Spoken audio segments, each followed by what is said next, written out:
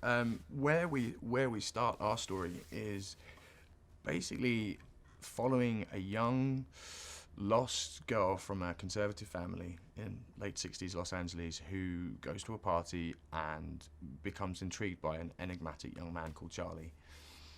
And she's so taken with him and the people around him, really, the girls around him, the other men around him, that community, that sense of belonging, that she decides to effectively run away from home.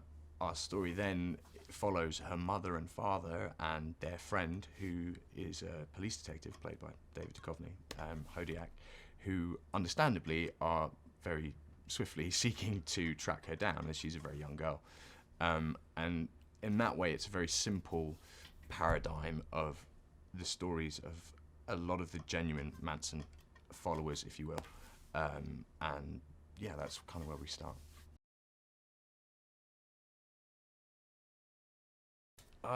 I received the script for Aquarius at about 9 a.m. London time, and it was a Saturday morning, and I jumped straight out of bed, which is not normal for a Saturday morning. And I remember thinking, oh, Charles Manson in a script, okay. And I read it, and I read it again, and I read it again, and it's very rare. I think most actors will say that you genuinely do that. And what excited me then I just tore into the internet and viewing videos and reading excerpts from things that Charles Manson had said, and I was really struck by the authenticity of John McNamara's dialogue, specifically for Manson, and then around that, just the authenticity of how he painted the period in words. So really, I just got very excited about John's script, and that's a great starting point for any creatives as part of a storytelling experience. So yeah, it's great.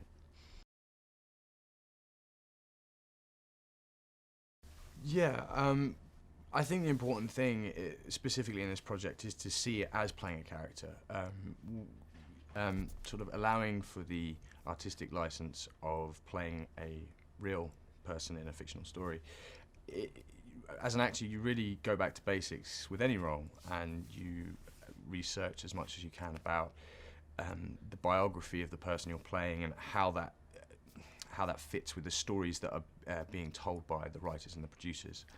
What's exciting for me is to delve a bit deeper into the biographies and find out about how a young man who was incarcerated for most of his life came out of prison and was in the late 60s and in San Francisco, where the hippie movement, as we all know it, was really booming, and what kind of experience that might be, and trying to understand that story as much as possible, because in our story we see Charles in 1967 when he's just out of prison and around young, exciting, youthful energy at a really key point in American history, and yeah.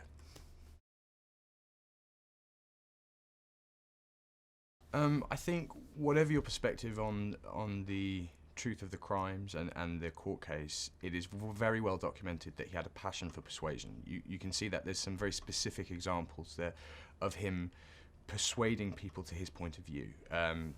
He has this talent for persuasion that is very easily observed. So I think that is testament to his experiences, but also just the reality of being incarcerated for most of your life and then being freed, literally, into the freest time in American recent history, as far as young people being liberated from family strictures and things like that. So him being in the middle of all of that, you can see that there was an opportunity there to attract followers to an idea.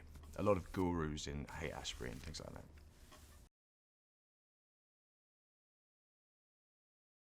I suppose what we're trying to do is tell it as an authentic paradigm of the atmosphere of the late 60s in Los Angeles, the events around Charles Manson and the community that he was moving in. That's what's really important to us. And I think if we focus on being authentic as possible, the question of glamorization or romanticization is less relevant, because we're just, our goal, if we concentrate on what we want to do and not what we don't want to do, our goal is to be as authentic as possible, and I think to the stories that we're choosing to tell, and I think that's a reasonable way about going about that.